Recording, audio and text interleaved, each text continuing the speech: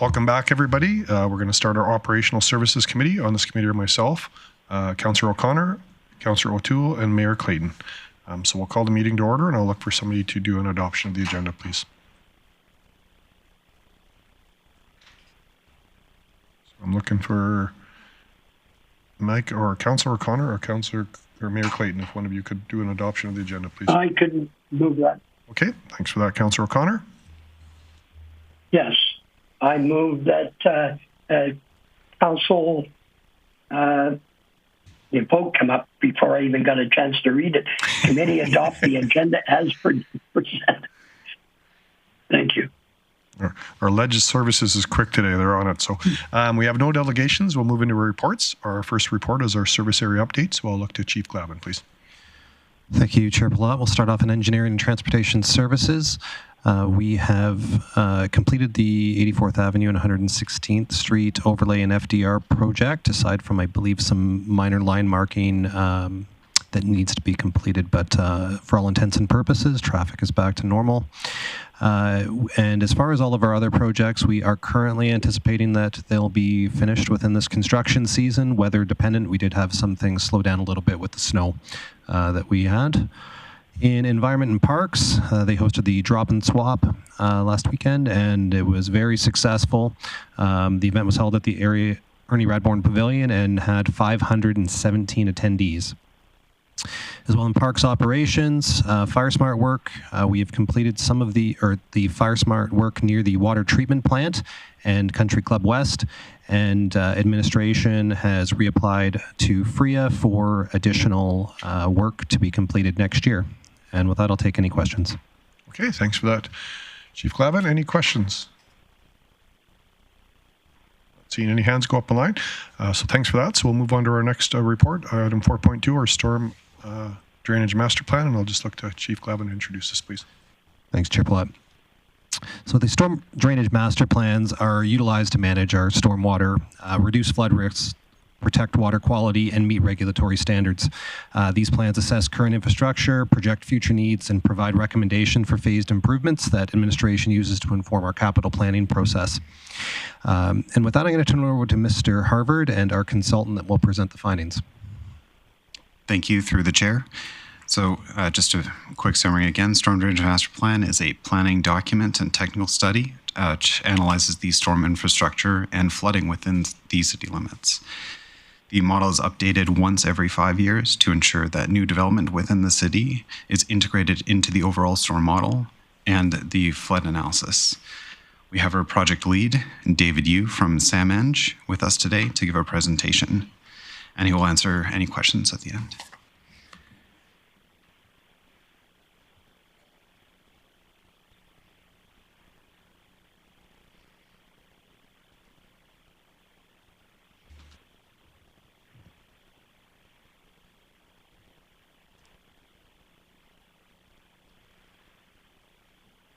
Thank you, Mike. My name is David Yu, and thank you for this opportunity to present to you, Mr. Mayor and council members. So I've prepared a series of slides, maybe 7 or so. If I'm uninterrupted, it should take about 15 to 20 minutes to give you the overview. So the topic here is the Storm Drainage Master Plan. Some of you may recall there was one done about 5 years ago by the same firm, myself leading the team and the engineers. So it's been a privilege to do the update 5 years later. There were 3 fundamental areas that we looked at for stormwater 5 years ago to develop then the new stormwater master plan. One is how to approach stormwater drainage from an overall perspective. Another one is the design criteria of it. And thirdly is how to deal with some existing problems. So I'll run through those fundamental categories here for us. The fundamental recommendation on an overall storm management perspective was to start looking at preserving naturally sensitive areas of the city and take advantage of those areas to complement stormwater management. So the key words we use to enhance that concept is the preservation of drainage pathways.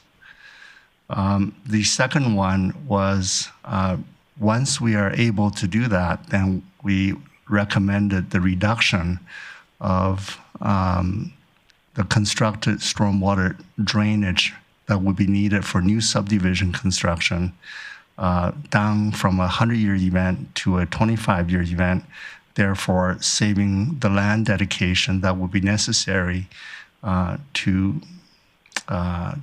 do the stormwater management, thereby saving that cost as well as the land mass for new subdivisions.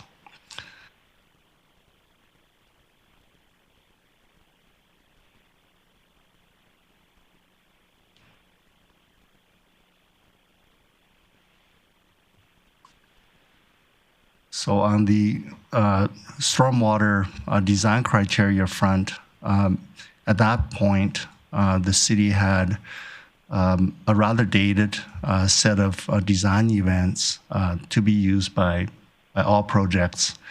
So we have gone ahead to review a more generalized, longer-term record for rainfall all around the Grande Prairie area. I think there were 5 locations that we collected information, and we ended up changing the rainfall events that was to be used for stormwater management design.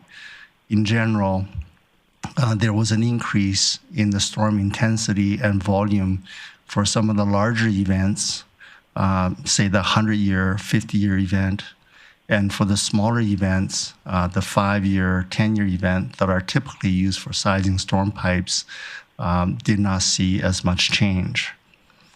Out of that study, we had recommended that the city, moving forward, to monitor its own rain and its own runoff, and that information had been provided to us.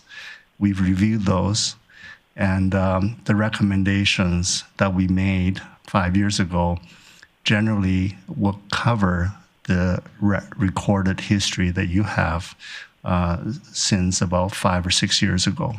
So at this time, we recommend that no changes be made to the design rainfall events for the city of Grande Prairie.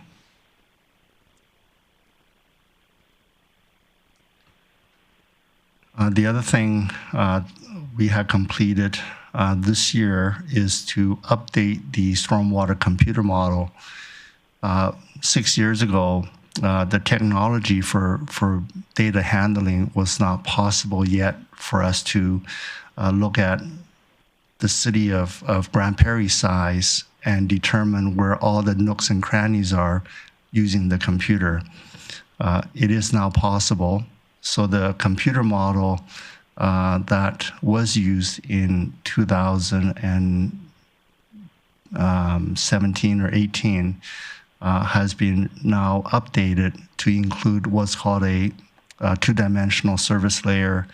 And so therefore, you're able to see the surface flow paths within the jurisdiction of the city, as well as where the water is likely to pool. Whereas before, we were able to see the developed areas where the water would flow on the streets, but not so much in the rural areas. So this gives us the opportunity to look at what we've done in 2017 within the city to confirm our conclusions, but also to look at areas that are not yet developed and pay a little more attention to the planning and how stormwater might function in those areas now, so that it makes life easier for both the city as well as the residents there, and ultimately the developers that are interested in developing those lands. Moving on to other aspects of the master plan, So there were recommendations made out of the 2018 master plan. The city has gone ahead to perform those upgrades, and those are shown on your screen as numbers 1 to 5 with A's and B's in there. So there's generally 7 sites that the city had expended some funds to try and improve the drainage of those areas. The small insert in this presentation box described the actual location of those. And if you are interested in those, myself and Mike be able to answer the questions that you may have. Our master plan then for this go around was taken some of the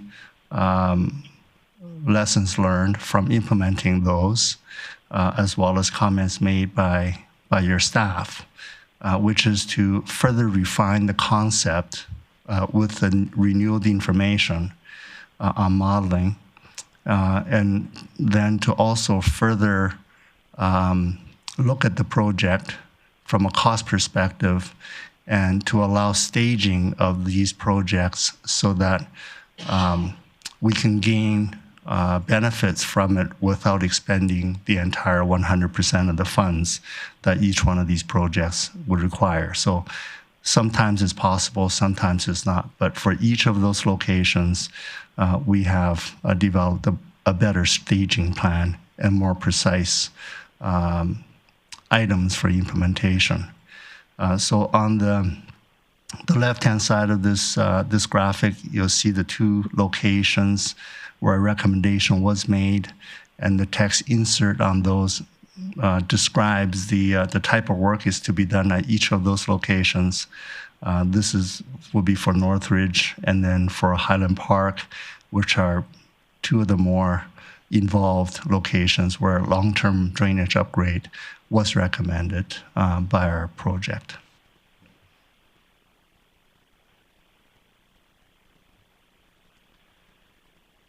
The other item that was tackled is further planning for future development.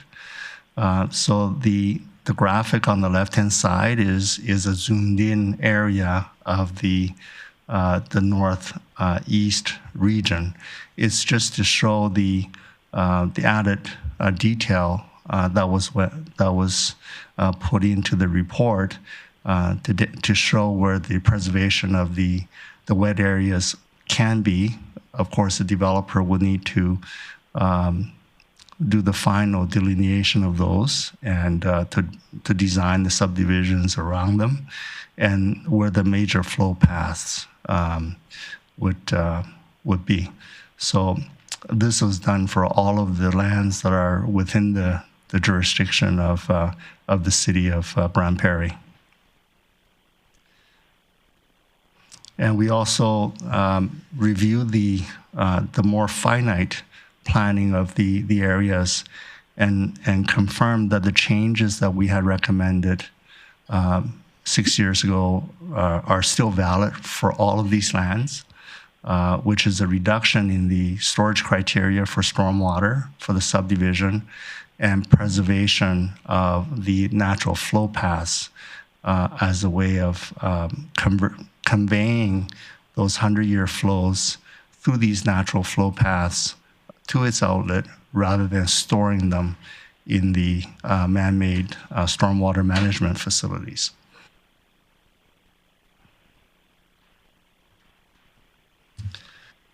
Another area of interest that your administration had expressed interest would be Hermit Lake and Hockey Estates area.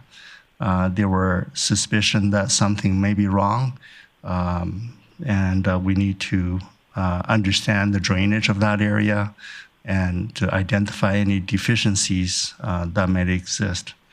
What we've learned is that quite a large catchment area has to flow through here, and the colors on your graphic we indicate where the concentration of water would be typically along your roadways there. So blue means a little bit of water flooding there, and green is deeper, and red is deep. But what we also note is that the drainage slopes of the area is quite good. We did note, though, that whole area has a rural drainage character to it, and that the culverts and the ditches, they would be the items or infrastructure that's most susceptible to some kind of failure or blockage, so that those kinds of events may cause flooding. So our basic recommendation there is to do a more thorough inspection of that infrastructure. There are methods to inventory the culverts, their condition, so that the life expectancy can be determined and the replacement cycle could be worked out. So that is our basic recommendation. The master plan already covers how that area would drain and outlet into the natural area, which is colored in green on this chart. That remains unchanged.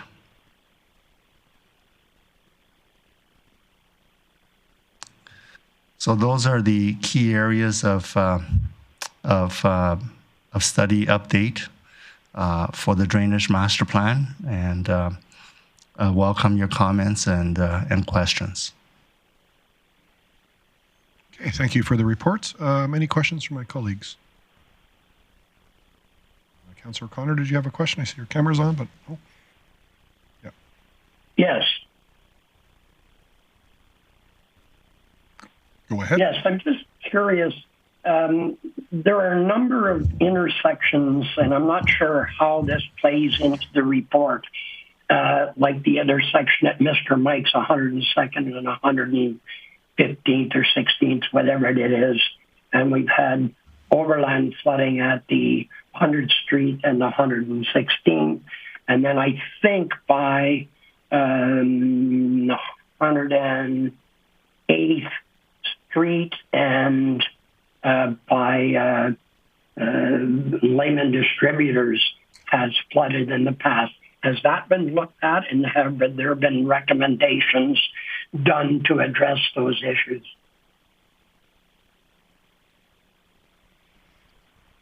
Thank you, through the chair. So I'll speak first to the point on 108th. So over the past several years, we have done upgrades to not only at the intersection that's adjacent to Layman's there, to better convey the water underneath the roadway. We've also done improvements to the downstream in order to move that water away from the intersection faster. So yes, we have looked at it, and we've already implemented some improvements to that area. In regards to the north intersection by Mr. Mike's, that is an area that we, this year, we started doing some improvements. We have added some like a storm sewer to essentially move water out of the intersection faster.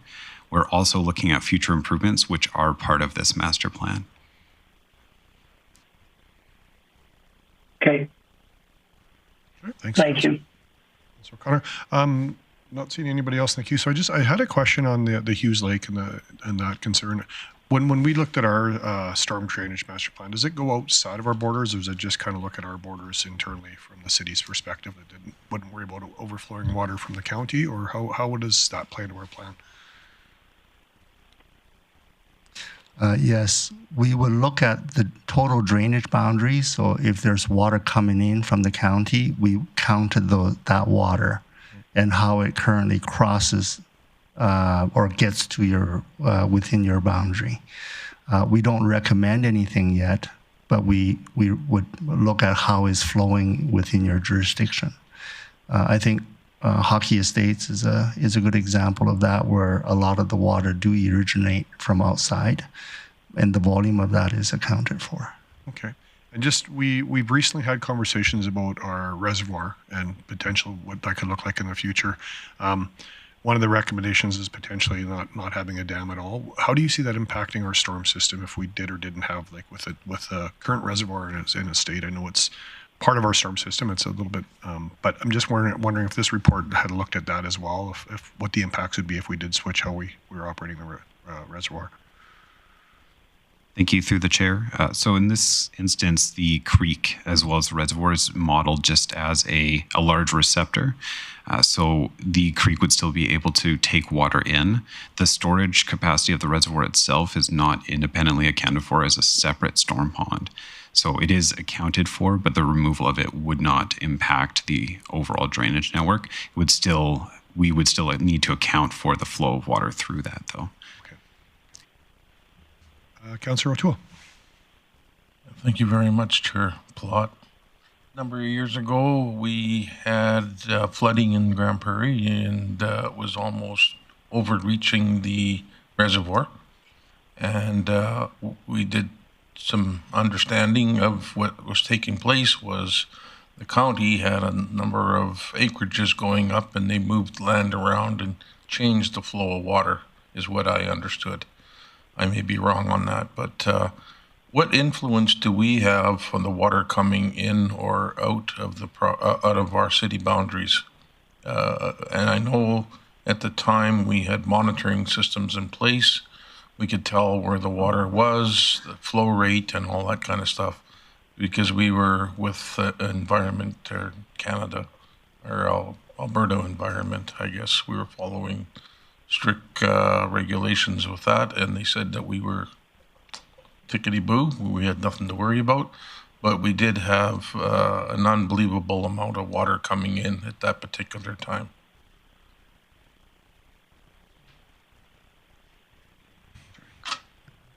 Start. Sure. Okay. Thank you, through the chair. So we do still have those monitoring systems in place where we monitor the levels in Bear Creek as well as in Grande Prairie Creek. Those stations are monitored in the county, so we can foresee the water that's incoming into the city through the river system itself. David? I'll take a stab at it. So my understanding is people altering water courses, perhaps, as one concern. Altering water courses requires a provincial approval under the Water Act. So if a person was to do it properly, you would make your proposal to the province of Alberta, and then the province of Alberta will require the proponent to advertise within the jurisdiction that they see as impacting people. So in this case, if it's upstream of Grande Prairie, the city of Grande Prairie will be notified. They have to advertise this in the local newspaper, and if deemed necessary, the province will ask for open houses to be held to explain themselves. This will be more.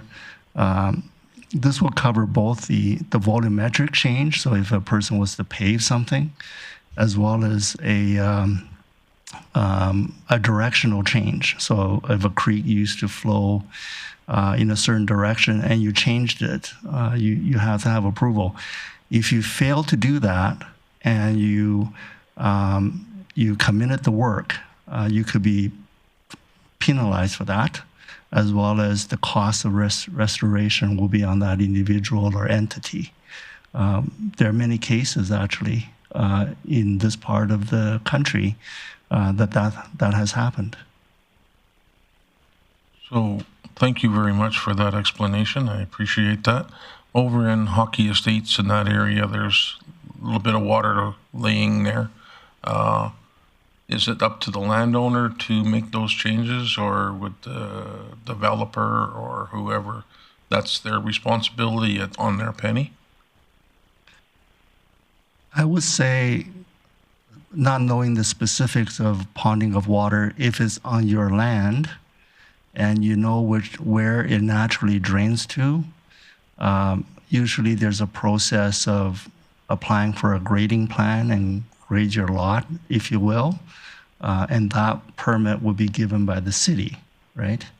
If it's outside of your jurisdiction, you would and let's say you were negatively affected by someone who's done something, you will complain to both the city and the province of Alberta. If it's something you know could be done within the public right of way, then the city should be taking care of that. Thank you very much. You answered my questions quite well. Councillor O'Connor? Hands up, or was that from before? Yes, thank you very much. In speaking to Councillor O'Toole's point, we understood that on Bear Lake, that there was a gate removed. There was a number of flooding issues up there, and I don't recall that we received any notification of that, and somebody correct me if I'm wrong, and that has impacted the amount of water that was coming into the reservoir, and I'm not sure if the validity of that. Could you verify that for me, please? Thank you, through the chair. So we did some digging into this, and there's not the there's not the greatest historical records. There was a Ducks Unlimited weir that was in place that was removed in at least 30 to 40 years ago. It did have the intent where it would keep water within Bear Lake. So its removal may have allowed additional flow to come towards the city, but there was no indication that it was a large enough structure to cause a large change in the amount of water that we're seeing downstream here in the city. So further to that, if and we're concerned about the reservoir itself, and we're now having to spend a lot of money re-armoring the banks of that, and if we remove that dam as what Councillor Plott brought up, what is the impact downstream? And then we're going to affect everyone that's downstream of us. And I'm really concerned as is the present condition of the reservoir suitable to hold the peak waters at the 100-year flood zone? And that's an important consideration. Can you clarify that for me, please? Thank you, through the chair. So the upcoming reservoir upgrades, the armoring project that is currently underway, will add protection back to the face of the dam within the reservoir area. So right now, the dam has a reduced protection, but however, it is still expected to be able to withstand a larger event. It would just take on more damage as a result of a large storm event. The intent is the upcoming construction project will protect that. To answer the second part of your question, so the reservoir feasibility study will look at the different options, including the option of the removal of this dam. However, we will be looking extensively and also performing modeling to see what happens during storm events if the structure is changed or removed. So we definitely would be doing our due diligence to ensure that if any changes to the structure are made, we understand all of the impacts, not only within the city, but also downstream and upstream. Yes, and the modeling that we had received earlier showed that the Bear Creek Folk Festival, where the Bear Creek goes through that area, could substantially flood that area and affect the infrastructure that we're putting in to upgrade the festival. So the removal of the dam as a whole is very concerning for me. And so have you looked at that part? Thank you, through the chair. The feasibility study is not yet underway, but it would all be considered as part of this study. Okay, thank you very much. Okay. Seeing no other hands up and having some opportunity for questions, I'm just looking for somebody to do business arising, please. Councillor O'Toole?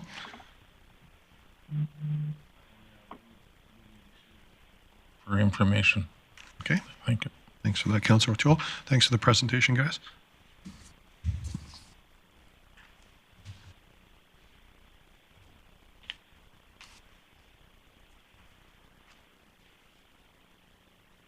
Councillor O'Connor, how do you vote?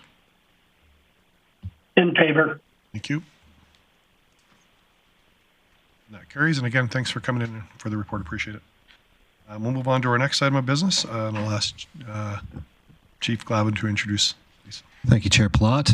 The city began a naturalization pilot program back in 2023 that naturalized a few areas around the city. As part of that, administration has committed to coming back annually to bring a report back to let council and committee know what the status and progress has been on those areas. And with that, I'll turn it over to Mr. DeVries. Thanks for that. Thank you, Chair Plot. So as mentioned by Chief Glavin, just a quick update report regarding the Boulevard Naturalization Pilot Program, or the pilot as we can call it. As mentioned, the pilot was launched in 2023 to assess the aesthetic impact of naturalizing boulevards. It's currently divided into 3 distinct locations. The first is 116th Avenue, just north of the Crystal Heights neighborhood. The second is 84th Avenue, just south of the Canfor area. And then Resources Road, scoped in along the berm. The pilot is designed to run for 3 growing seasons and will conclude in the fall of next year. Just in summary, while the first year, so last year, saw numerous inquiries and adjustments, 2024, this past year, has experienced significantly fewer inquiries and certainly reduced demand for change. There's a bit of a nod to the scope adjustments that were made then last fall do reflect some of that responsiveness to the stakeholder feedback that was received. So over this past year, ecologically, grasses continue to thrive across those 3 pilot locations. They're now seed-bearing stalks that do support natural reseeding processes. Noxious weeds did respond well to treatments from 2023. That said, there are some areas that do see some species of noxious weeds remaining persistent. And so certainly another growing season through next year would be helpful to fully assess control efforts from this past season. Socially, the feedback channels for the pilot remain open, including Access GP. Access GP did see a noticeable decline in activity regarding the pilot over the course of this past year. They did report a 76% decrease in naturalization-related inquiries from the previous year, as well as a notable 90% drop in inquiries specific to the pilot. So given the outcomes of this past season, administration recommends maintaining the current course for the pilot program through its 3rd and final year into 2025. And with that, the recommendation is that the Operational Services Committee receive this report for information. Okay. Thanks for your report. I'll look to my colleagues for questions. Councillor O'Connor. Thank you, Councillor Plot. Just a question, Mr. DeVries, in regards to the suckering. Has that been abated, or have you dealt with, and usually with suckering, you've got to remove some of the problem trees to prevent the suckering to happen. What steps have been taken to reduce the amount of suckering that's happening on 84? Thank you, through Chair Plot. So that section where we saw significant suckering on 84th Avenue was removed from the pilot through direction last fall. So if we think of 84th Ave, the boulevard nearest Canfor is still what is in scope. And the area where there was concerns regarding suckering due to the overhead power, which is on the south side of 84th Ave, was removed from the scope of the pilot. And so it's currently back into mowing rotations. Okay, thank you very much. And is the one more, Councillor Plot? Go ahead. I'm just, I've noticed that there has been quite an improvement on Resources Road. Is there any other steps that will be taking, or extra seed or anything like that, to have it come in and be presentable to the public? Yeah, thank you, through Chair Palat. one of the things that we would like to see over the course of this third season is what impact, if any, those seed-bearing stocks will support in terms of reseeding. And so the berm still does have some persistent noxious weeds, which we will certainly control. So that'll be one effort made. But this would be the first year and then into next year where we potentially get to assess how a naturalized area like this, where we've ceased mowing, tends to or could potentially reseed itself. So there's no planned intervention in terms of adding seed for this third and final year. So we would want to just look to see how the site progresses naturally over the course of 2025. Okay. Yes, thank you. Is 3 years enough time? I know that Camrose is, I'm pretty sure it's in their 5th or 6th year of doing that. So I'm just curious as to how is 3 years enough, or will you reassess that at the end of next year? Yes, thank you. Through Chair Palat. We follow very similarly to how Edmonton starts these processes, and so they do allocate 3 years off the top of any new naturalized areas. However, each site's going to respond a little bit differently. And so in Edmonton, there may be sites that are still maybe in their 4th or 5th year, and that might be because they're still battling with some of the noxious weeds that are present. So for our plan initially, it's to have it as a 3-year pilot. Of course, the goal will be to carefully assess how these areas progress through the 3rd and final year, and then bring back information on how the sites have fared over the course of the pilot with how to move forward as well. Okay, thank you.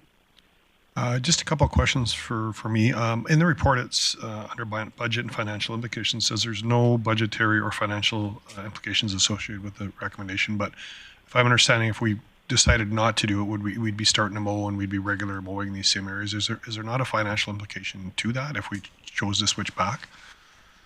Yes, thank you. So through the chair, because the scope isn't massive, so the total hectares are flexible. And so while during the pilot, we've obviously flexed staff time away from this space, we've reallocated those resources elsewhere in the operations of parks. And so if after the 3rd year, the desire is to revert back to mowing, there wouldn't necessarily be any new asks that we would be able to flex that within our current operations. Okay. And just one other question for me. Big fan of the pilot. I think it's been a great success in a lot of ways. We had some pushback. I'm just wondering if your department's looking at coming forward with more recommendations for naturalized areas. I know there was some unease from some folks in the community, but as it's went longer, and your kind of report shows that there's, the ones that were upset about it, we kind of heard from early, and then people have got used to it as it's went on. So I'm just curious, is that a council-led thing, or is there something happening within administration that might come back with more potential at naturalized areas? Yeah, certainly through the chair. There's no immediate plans outside of the pilot right now within the department. One of the areas, though, that we do want to continue to encourage as a focal point for naturalization going forward is within new development. So I think one of the things that we've seen so far in the pilot is that it's very challenging both ecologically and socially to adjust a location that has been manicured, say, for 30 years as Kentucky bluegrass, red fescue, and bring it to a naturalized state. But where we feel there's a great advantage is within a new development where we can work with the developer on seeding the appropriate seed mixes that are natural right from the onset. And so that is a focus area that we would like to continue to explore. But as of right now, there's no scope that we have for a large naturalization push on existing. Okay, no, thanks for the and for the development portion of it, there's no policy changes or anything required from council. That's just something you guys would work with the development community to try to work on. That's correct. So through the chair, there's current mechanisms which do allow for these options already within the design and construction manual. So we would just work to encourage those as we go. Yeah. Great, Mayor Clayton. Thanks, Chair Plott. Thanks for the report, and I appreciate to hear that there was less feedback or negative feedback from adjacent residents this year. I had a question in regards to some of the areas that don't seem to be reverting back to an aesthetically appealing naturalized state. Well, there along resources in particular, there seem to be some areas that are patchy and not necessarily growing like the rest of the area is. And I'm curious, is your intent to encourage or do something to encourage growth so that the naturalization looks consistent in areas, that it's not as patchy as it currently is? Thank you. Through the chair, for the 2025 season, we would like to assess how the stocks overseed themselves. So essentially, if you don't mow and grass goes to seed, then that seed falls and can do its own service. So for next year, there wouldn't be any current plans to do any overseeding. However, upon concluding the pilot, we would then evaluate to see how that natural process worked. If there were still concerns regarding some of the bare patches, then it is something that we could look at to potentially address through some intentional overseeding. Thank you. Okay, seeing no other questions, I appreciate the report, and I'll just look for some business arising, and I'll go to Councillor O'Toole, please. I move that the committee receive this report for information. Thanks for that, Councillor O'Toole. Sorry, before we vote, Mayor Clayton, your hand was still up. Was that from previous, or was that? Okay, see it down now. Okay.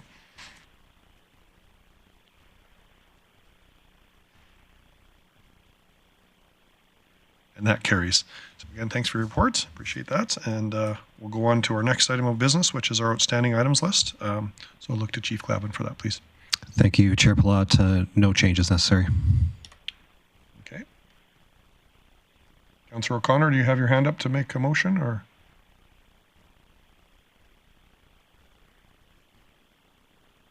Yes, I'd like to move that committee receive the October 29th outstanding items list as presented for information. Okay, thank you for that. Please vote.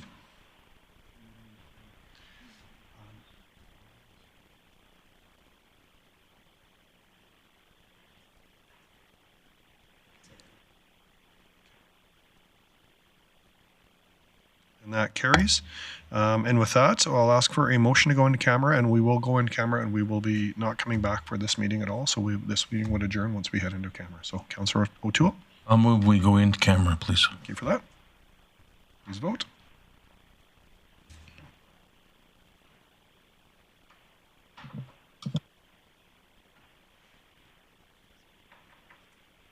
Did she vote? Okay, and that carries. And with that, we'll just take a few minutes to get the room set up for our encounter.